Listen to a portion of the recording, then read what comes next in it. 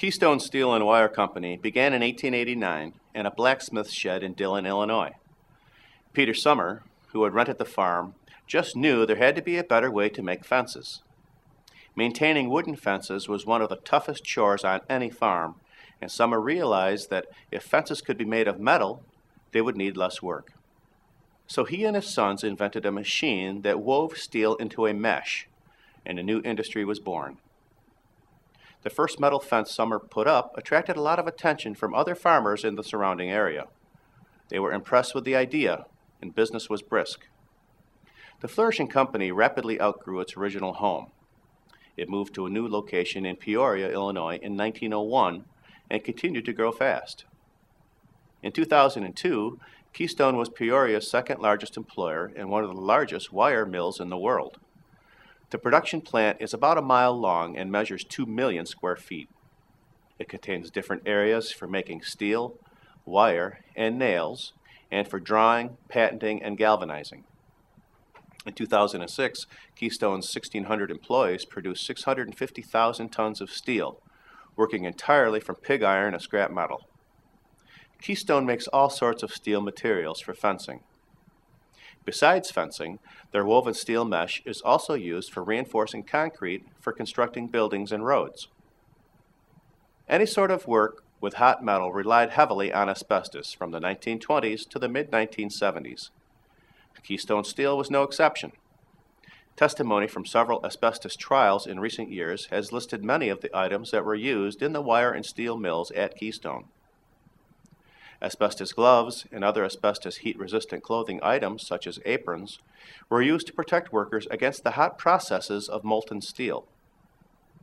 The preformed, half-round insulation that covered the miles of overhead piping contained asbestos. That insulation was covered with pipe mud, which was also asbestos-containing. The overhead piping needed gaskets, and pumps required packing.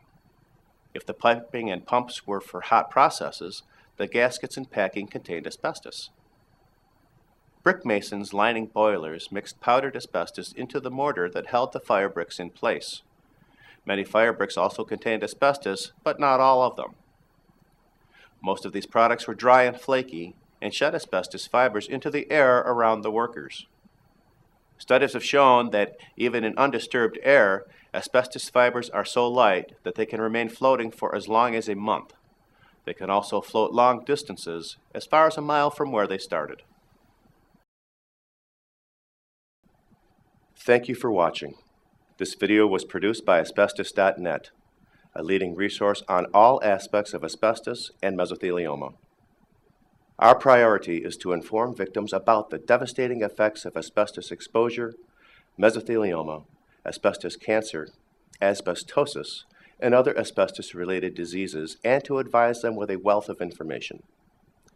Individuals whose lives have been touched by mesothelioma have numerous questions and concerns. Their caregivers and family members also need accurate, reliable information.